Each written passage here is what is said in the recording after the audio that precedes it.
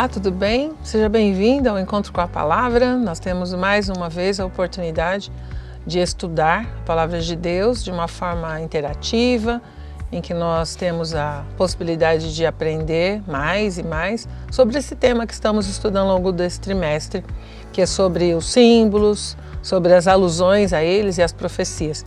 Que Deus possa nos abençoar. Estou aqui com o Moser. Obrigado. É um privilégio nós estarmos juntos mais uma vez. E nós vamos então dar início ao nosso estudo, antes porém fazendo uma oração. Moser, pode orar para nós? Senhor, nosso Deus, agradecemos a Tua presença, que possa iluminar a nossa mente para que possamos percorrer esse estudo da forma mais correta possível. Amém. Que nós possamos entender que o juízo é o momento em que realmente será feita a justiça e que as pessoas que realmente apegarem a Tua palavra, a Tua verdade, elas não precisam temer por esse momento. Amém. Que nós te pedimos hoje e sempre pelas Tuas bênçãos e iluminação e agradecemos. Amém. Amém. Amém. Então vamos lá. Começando aqui numa breve introdução, nós temos o texto inicial, que se encontra em 1 Coríntios 10, 11 e 12, diz assim: Estas coisas aconteceram com eles para servir de exemplo e foram escritas como advertência a nós, para quem o fim dos tempos tem chegado. Por isso, aquele que pensa estar em pé, veja que não caia. É interessante esse verso porque ele justamente a fonte do título da nossa lição dessa semana, para quem o fim tem chegado. E nós vemos que a Bíblia tem assim muitos relatos mostrando que os eventos futuros, na verdade para nós já presentes, né? Porque estamos nesse momento do tempo do fim, e esses relatos eles mostram detalhes muito interessantes, principalmente fazendo ligação entre Daniel e Apocalipse, que nós sabemos que são dois livros que mostram muito esses fatos, né? Nos esclarecem de forma muito mais precisa. Então são muitas histórias que nós temos tanto no Velho Testamento quanto no Novo, que servem como modelo, que servem como inspiração para que nós possamos compreender. E dentre esses eventos se destacam pelo menos dois, mas nós vamos analisar outros também. Sodoma, Gomorra, o dilúvio, por exemplo. E nós temos também um outro tema que é o juízo investigativo. Enfim, nós vamos tratar desses pontos, né, ao longo dessa lição. E nós vamos começar então fazendo a primeira pergunta: como é que nós podemos fazer uma ligação e como podemos entender a expressão que aparece aqui, a ira do Cordeiro, à luz de histórias como Sodoma, Gomorra e o dilúvio? Como é que a gente pode entender isso, Moser? Oi, bom dia. Então, quando a gente fala em ira, infelizmente, a gente lembra da emoção humana. Sim. E associa com as coisas negativas que tem ela. Mas a ira de Deus é totalmente diferente. A ira de Deus é realmente, Ele, por nos amar tanto, Ele quer nos proteger do nosso próprio pecado. Sim. Então a ira dele é contra o pecado e contra as consequências que ele traz para os filhos deles. Exatamente, é isso mesmo. E então, na verdade, é uma demonstração de amor e de justiça e de santidade, né? Ao mesmo tempo, né? É isso mesmo. Exatamente. Verdade. Então é uma coisa muito diferente do que a gente está acostumado assim de ver. E ele, mesmo em sua ira, ele é misericordioso e ele não executa na sua plenitude, né? Ele busca não a vingança, mas que as pessoas voltem sim para ele e que possam desfrutar das bênçãos. A gente tem aqui em Salmos 103, versos 9, 13 e 14, que diz assim: Não repreende perpetuamente, nem conserva para sempre a sua ira. Como um pai se compadece de seus filhos, assim o Senhor se compadece dos que o temem. Pois Ele conhece a nossa estrutura e sabe que somos pó. É verdade. E uma outra coisa que a gente observa, né, quando analisa essas histórias, Deus deu muita oportunidade. Sim. Né? Ele foi até o máximo, ele foi até o limite. Eu tenho um amigo que ele costuma falar isso. Ele diz assim: Deus, ele é tão bom que ele vai até, sabe, a última milha. Mas tem aquele momento que tem que haver uma solução. Né? Sim, sim. E nós estamos caminhando para isso. Nós estamos vendo que o pecado está chegando num nível muito semelhante Por isso que Jesus fez, né, a colocação. É, quando o certo se torna errado, o errado se torna certo. Isso, exatamente. E nós vemos, por exemplo, quando Jesus fala em Mateus 24, ele diz muito claro, como foi nos dias de Noé, assim será nos dias anteriores à vinda do Filho do Homem. E lá em Lucas ele fala também, como foi nos dias antes de Sodoma e Gomorra, assim também será. E a gente observa o crescimento do mal, da maldade, em níveis que eu acho que nós nunca imaginaríamos que pudesse chegar, né? Sem dúvida. Então, quando você fala da ira de Deus como sendo a ira contra o pecado, eu me lembro de um amigo que muitos anos atrás ele utilizou uma ilustração interessante. Ele disse assim, olha, imagine que isso é o pecado e isso aqui é você, né? Então você está agarrado com o pecado. Deus vai destruir o pecado. Se você continuar agarrado com ele, você vai ser destruído junto. Simples assim. Então, é a misericórdia de Deus em ação, né? Ele dá toda a oportunidade, ele fala, ele adverte, ele envia pessoas, não é? Ele envia muita coisa para a gente poder entender. Por exemplo, Noé, quanto tempo ele pregou? A gente entende que, por exemplo, em Gênesis 6:3, dá a entender que foi 120 anos. Sim, pelo menos 100 anos, né? Exatamente. Aí a gente pode entender realmente 120, porque Deus falou que ia limitar. Mas assim, é muito tempo. Nossa. Muito tempo para avisar, para falar para as pessoas. E o que eu acho mais interessante, assim, é que Deus já sabia que eles não iam atender.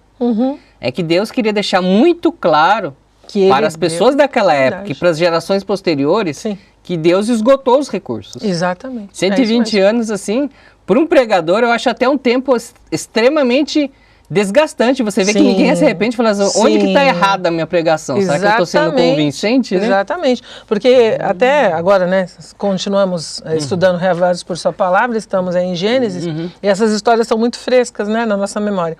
A gente observa ali que se nós formos considerar a pregação de Noé, ele foi muito mal sucedido. Porque somente ele e a sua família entraram na arca. Exatamente. Mais ninguém. Foram 8 pessoas só. Se você olhar a análise puramente humana de resultados frios, foi. Foi uma pregação assim muito mal sucedida. Mas ele fez a parte que ele cabia. 120 anos alertando as pessoas. E construindo a arca, né? Quer dizer, cada martelada que ele dava naquela arca era uma pregação. Né? E você acha um contraste da pregação de Noé, pregou 120 anos para todo aquele povo e não foi bem sucedido pelo ponto de vista humano. E você pega o contraste com Jonas. Que ele queria que todo mundo se perdesse, ele queria mais que tacasse fogo do céu ali. É verdade. Ele pregou por 40 dias apenas. E ele devia estar fazendo uma contagem regressiva, né? Daqui a um dia esses caras tá todo mundo fulminado. E o resultado foi contra o que ele queria. Exatamente. Deus falou assim, todo mundo se arrependeu, não preciso mais fazer. Não preciso mais fazer. Ele falou assim, não, Deus, eu te ajudo, eu te faço um fogo aqui. É verdade, é impressionante a diferença, né? A gente vê que no caso de Noé, foi um evangelismo, né? A própria lição até chama isso de evangelismo. E de fato foi, porque ele pregou ao longo daquele período todo. Imagine você, hoje, por exemplo, nós estamos falando da volta de Jesus, nós temos a Bíblia, nós temos muitas pessoas que creem, várias denominações diferentes que creem da mesma maneira, ainda que com algumas variações. Mas naquela época não havia chovido ainda. Exatamente. E ele estava construindo um barco para escapar de uma chuva que nunca ninguém tinha visto. Não é? Então, mas aí que tem, né, um ponto que eu acho interessante. Se nós pararmos para pensar, de certa forma, hoje, nós estamos chegando a esse ponto também.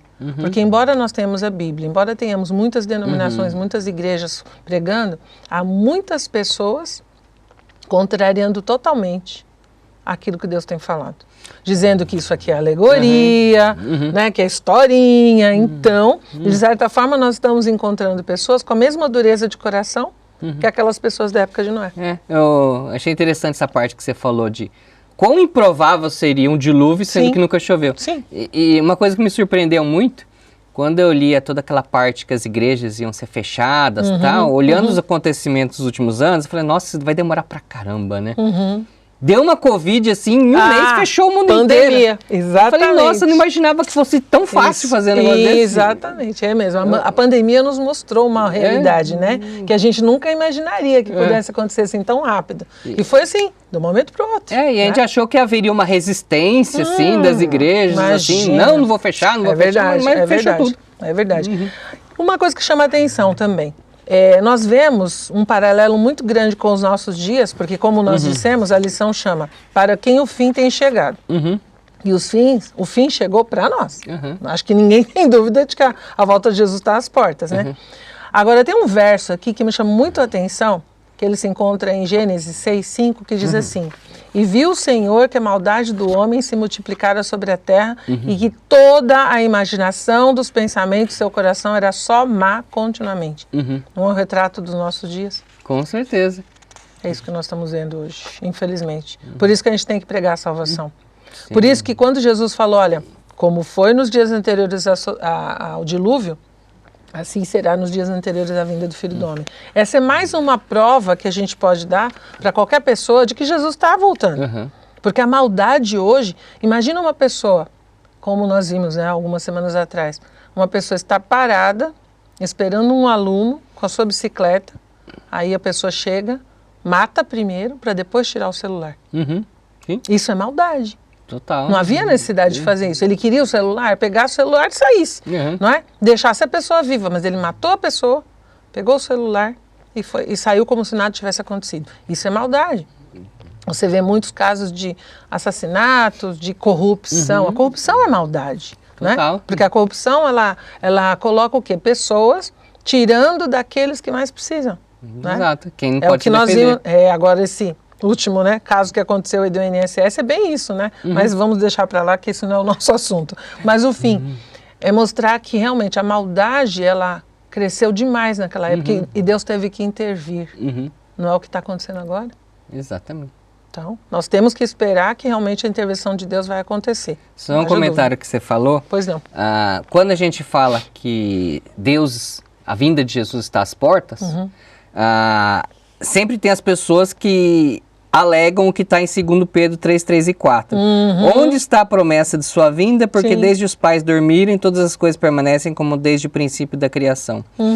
Então a gente tem que entender também essa questão da brevidade da volta de Jesus. Fala assim, se você não anunciar com urgência, às vezes aquela pessoa que está nas drogas ou está nos nossos caminhos, às vezes é os últimos dias dela. Exatamente. Então, por mais que tenha demorado essa volta de Jesus aos nossos olhos, para algumas pessoas ela é urgente, justamente por isso. A pessoa às vezes tem poucos dias. É verdade. E o ladrão na cruz foi o maior exemplo daquele. Sim, exatamente. Ele se arrependeu e morreu no mesmo dia. Sim, exatamente. Então, e uma outra coisa que é sempre bom a gente lembrar é a questão da brevidade do tempo na vida da pessoa.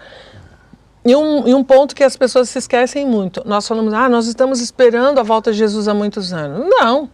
Nós esperamos o tempo da nossa vida apenas. Sim. Cada um só espera o tempo da sua vida. Então, na verdade, a gente olha para o passado e acha que está demorando. Mas, na verdade, qual o tempo de vida que o ser humano tem hoje? Não era como no passado com os patriarcas, 900, 800, 700 anos. Nós temos uma vida de 70, 80 anos, 90 no máximo. E ainda assim porque aumentou um pouco a expectativa de vida agora, né? Mas é esse o tempo que nós temos para esperar a volta de Jesus, e isso é pouco, né? E na verdade nem garante que você vai estar no fim da vida com a condição mental boa. Exatamente. Você pode até durar 80, 90 anos, mas às vezes com 60 já está com demência, né? Exatamente. Exatamente. Você não tem essa... Então você tem que... Por isso que a urgência da pregação, como você colocou muito bem, ela é alguma coisa que tem que ser realmente levada a sério, porque o nosso tempo é muito pequeno. Né? Então a questão da volta de Jesus, o tempo que ele vai voltar, ele sabe qual é o tempo que ele vai voltar, mas nós precisamos dessa urgência, né? Com certeza. E aí a gente entra num outro ponto, que é justamente pensando, por que esses eventos, né, no caso, dilúvio, Sodoma e Gomorra, por que eles são mencionados como prefigurações dos últimos dias? Nós já até falamos um pouco sobre isso, mas vamos reforçar, né? Como é que eles são prefigurações dos últimos dias? Que a gente pode entender aqui, por exemplo. Se a gente entender que as pessoas estão sendo pegas de surpresa, não é por falta de informação. Não. É por uma total rejeição à mensagem. Isso mesmo. Assim como foi nos tempos de Noé, a gente pode imaginar que... Assim, nossa, aquilo que eu zombei por tanto tempo era verdade? Então eu acho que essa prefiguração significa o quê? A surpresa de que algo aos olhos dela era absurdo e ela percebe que não é, só que não dá mais tempo. Exatamente. Aí que tá. Esse é o problema, né? Exato. A história de Sodoma e Gomorra foi a mesma coisa. Quer dizer, Ló estava ali no meio daquele povo, ele era uma pessoa justa, né? Uma pessoa boa. Aquele povo sabia que ele era diferente e que ia acontecer, ele incomodava. Nós temos visto isso, né, hoje. Sim. Às vezes você não precisa abrir a boca. Mas só a sua presença incomoda determinados locais ou, Com certeza. né, ambientes. Por quê? Porque a sua vida, de alguma forma, ela acaba mostrando uma rejeição em relação àquilo que as pessoas estão fazendo, ou a maneira como elas pensam, né? Se você está num grupo que as pessoas querem fazer algo, e você sabe que é incorreto, só o fato de você se negar a fazer, você nem Elas se impede sentem incomodadas. Não Você é? nem está impedindo a pessoa de fazer. Não, se você quer fazer, faz. Eu não vou fazer. É verdade. A pessoa já acha, você está querendo tirar a união do grupo, tá todo mundo nessa direção, você quer tumultuar, então é bem nessa linha.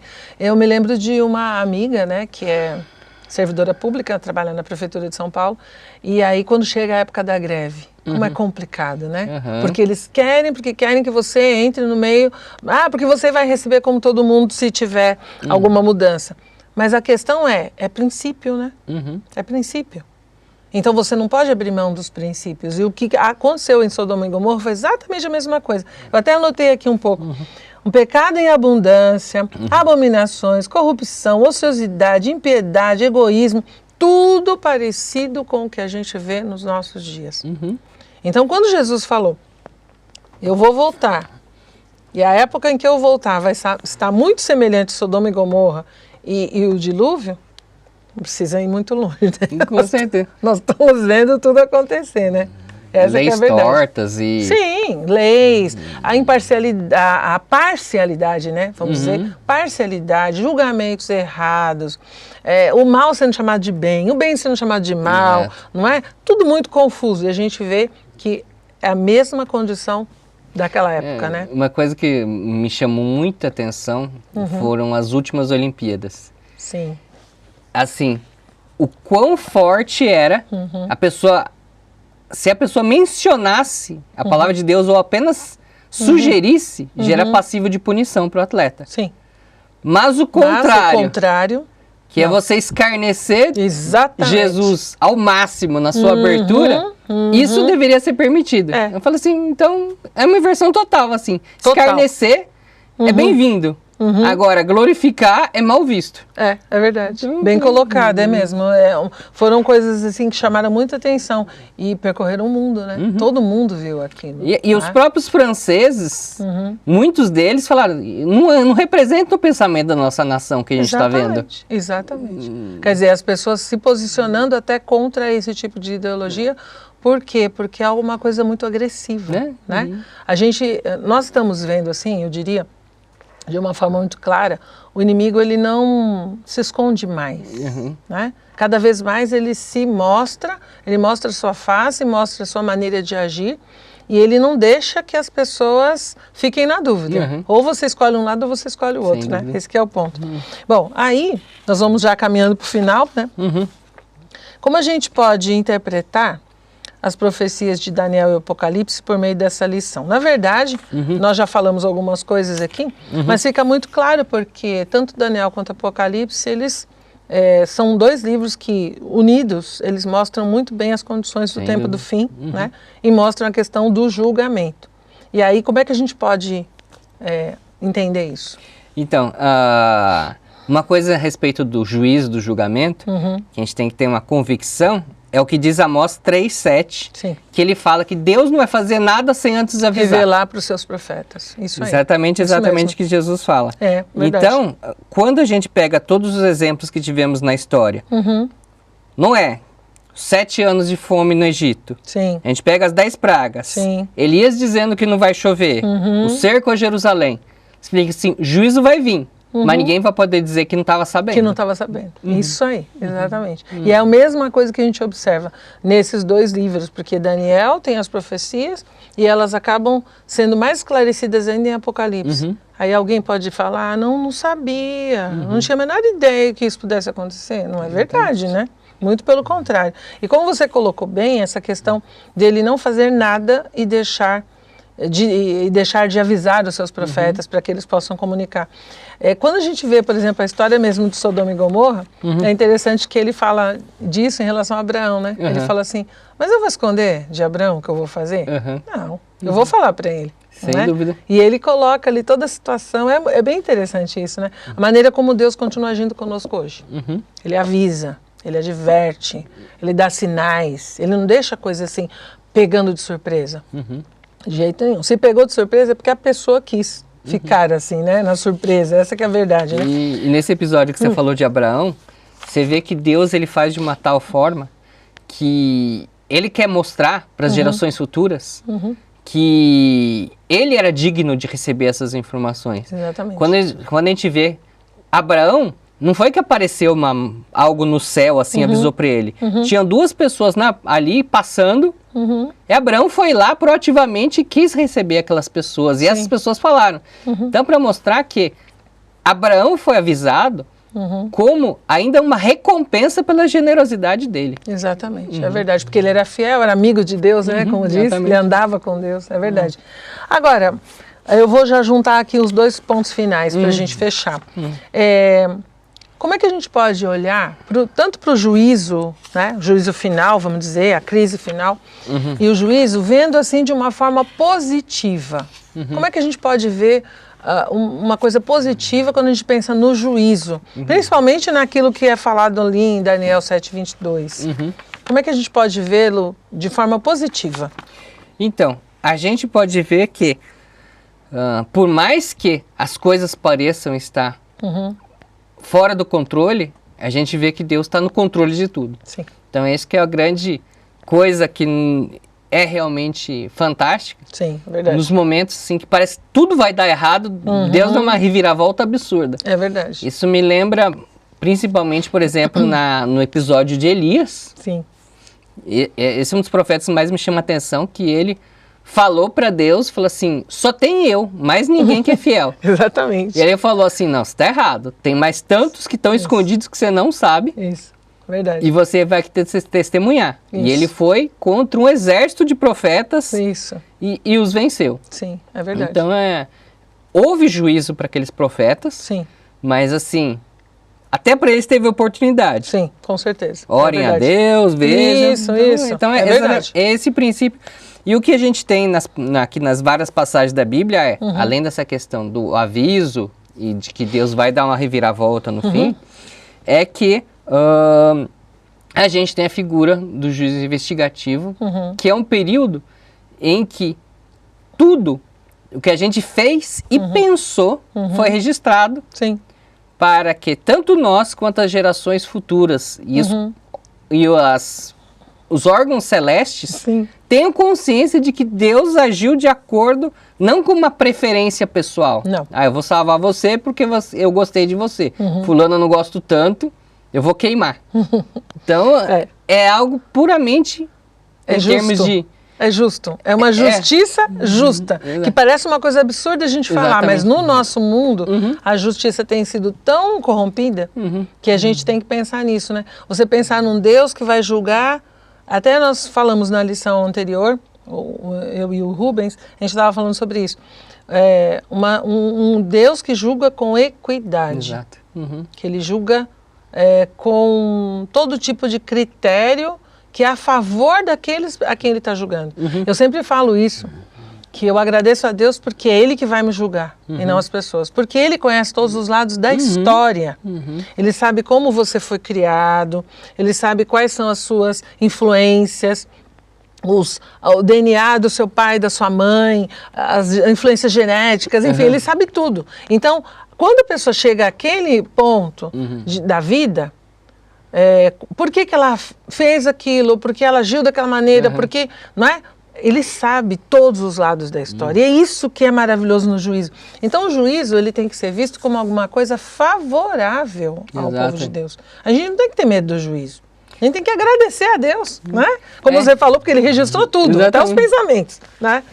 É verdade. E a própria figura do Cristo, apesar de pelos nossos pensamentos e atos, a gente não ter a menor possibilidade de salvação, vai estar Jesus como nosso advogado. Exatamente. E falando assim, ele errou nisso, mas se arrependeu e pela minha justiça e pela minha graça que ele tem a salvação. Isso, que é a tal justificação pela fé, que muitas pessoas têm dificuldade de entender. Quer dizer, a justiça de Cristo, a obediência dele é acreditada na minha conta, porque eu o aceitei como Senhor e Salvador. Por isso que o inimigo hoje, ele quer, vamos dizer assim, apagar, esconder, deixar o nome de Jesus de lado, colocá-lo como um profeta, colocá-lo como uma pessoa importante, mas não como Salvador. Influencer, isso mesmo. E não como Salvador. Porque é na pessoa de Jesus que nós temos concentrada todas as nossas esperanças. Né? Lembra daquela passagem de Zacarias que fala que o sumo sacerdote Josué estava com as roupas sujas, né? E o inimigo do lado acusando. E aí Jesus fala, tira as roupas sujas, coloca roupas limpas. É isso que ele faz com a gente, não é? Porque Josué aceitava Jesus, obviamente, como intercessor, não é? Bom, e aí, para a gente fechar, então quando a gente vê, por exemplo, no juízo investigativo, que muitas pessoas têm dúvida, falam, que é uma doutrina, uma ideia da igreja adventista. Mas quando a gente olha a Bíblia inteira, nós vemos o juízo investigativo, porque Deus nunca levantou, por exemplo, uma questão sem antes procurar saber o que aconteceu. Ele fez isso com Adão. Quando ele falou para Adão, Adão, onde você está? Ele não sabia onde Adão estava? Claro que sabia. Sabia o que ele tinha feito, mas ele queria que ele falasse, que ele admitisse a sua culpa. E aí Adão começou aquele processo de jogar a culpa no outro, né? Como o ser humano costuma fazer. Depois você tem Caim. Quando Caim mata Abel, o que ele faz? Caim, onde está teu irmão? Né? Sempre Deus investigando. Né? Quando ele tratou do pecado de Davi, por exemplo, né? Quando Natan veio, contou aquela história da ovelhinha e tal, né? Foi uma forma também de Deus fazer com que Davi caísse em si. Tanto é que ele fala, esse homem merece ser morto, que absurdo, pegar a ovelhinha do pobre e tal. Você é o homem. Exato. Então Deus, ele sempre usou esse sistema do juízo investigativo, porque quando ele vem com a recompensa, ele já sabe tudo o que aconteceu. Não é? Então as pessoas costumam questionar isso, mas na verdade nós vemos a Bíblia inteira, Deus buscando as evidências para fazer com que o homem caísse em si, perceber o que ele fez com o filho pródigo. Eu gosto muito daquela passagem, né? Quando ele fala assim, e caindo em si, ele pensou, mas espera aí, na casa do meu pai tem tanta comida, tem tanta situação boa, o que eu estou fazendo aqui comendo no meio desses porcos? Eu vou voltar para lá. É isso que ele quer fazer com a gente. E o juízo, na verdade, tem esse objetivo, né? Fazer com que a gente acorde. Acorda! Né? Você tem tanta chance, o que você está fazendo? Por que você está se deixando levar por isso? Né? Então, vamos terminar pensando. Como é que Cristo se apresenta em meio a tudo isso? O que ele é para nós? O que ele deve ser para nós? Então, como a gente comentou, ele é a nossa única oportunidade de salvação em meio a toda essa lama que a gente vive, né? Sim. Então a gente tem tantas passagens aqui, e aqui ele fala, por exemplo, assim, Mateus 20, 28. Assim como o Filho do Homem não veio para ser servido, mas para servir e para dar a sua vida em resgate por muitos. Exatamente. Então, o Rei do Universo, ele veio para servir. Sim. Quando a gente vê uma pessoa importante assim, você vê que a pessoa tem a expectativa de ser servida. Ser servida, exatamente. E ele poderia... Uma coisa que eu acho muito interessante, essa questão de Cristo, ele fez um sacrifício que ele poderia ter fingido que não era problema dele. Sim, exatamente. A gente crê que tem outros povos, outros planetas criados, sim, que não ele podia ter deixado e falado assim, olha... Deixa isso daí. Deixa isso aí, tem tanta gente ali que tá boa... Mas ele se arriscou justamente por causa desse planeta. Exatamente, então, por causa do amor. Aí entra aquela questão que a gente sempre tem que lembrar. Deus não tem amor, Ele é amor. E justamente por Ele ser amor é que Ele não nos deixou perdidos, né? Graças a Deus por isso. Que Deus possa nos abençoar, né? É um privilégio a gente poder perceber que o fim chega, mas Ele traz consigo a esperança, né, da resolução, da maneira como Deus lida com o pecado. E isso nós vemos de uma forma muito clara na palavra de Deus. Que Deus possa nos abençoar, a nós que estamos aqui, os que nos assistem também, e nós vamos terminar com uma oração. Santo e eterno Deus, maravilhoso Pai, Obrigada por esses momentos que passamos aqui, pensando nesse final de conflito. Nós estamos aqui no finalzinho do grande conflito, sabemos que Jesus está às portas. Permita, Pai, que essas mensagens que lemos, que estudamos, que elas possam acalentar o nosso coração e nos mostrar que a solução está realmente nas Tuas mãos, que nós só precisamos confiar no Senhor e precisamos permitir que o Espírito Santo fale ao nosso coração a cada momento, a cada dia da nossa vida. Nós te agradecemos por tudo que Jesus fez por nós, pelo sacrifício que Ele fez, e é em nome dEle que nós tudo te pedimos e já te agradecemos. Amém. Amém.